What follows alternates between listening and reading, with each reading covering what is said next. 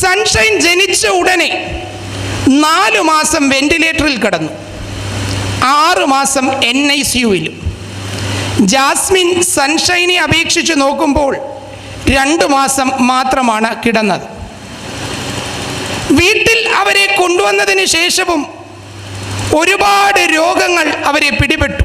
കാര്യങ്ങൾ അത്ര പന്തിയല്ലായിരുന്നു. 12 വയസ്സുള്ളപ്പോൾ സൺഷൈന് സെറിബ്രൽ പാൽസി എന്ന രോഗം പിടിപെടുകയാണ്. സ്വന്തം മസിൽസിൻ്റെ മേലുള്ള നിയന്ത്രണം നഷ്ടപ്പെടുക, അതുമൂലം നമ്മുടെ മൂവ്മെൻറ്റും ബാലൻസും നാം ഉദ്ദേശിക്കുന്നത് പോലെ നടക്കാതെ വരിക, അതാണ് ആ രോഗത്തിൻ്റെ പ്രത്യേകത.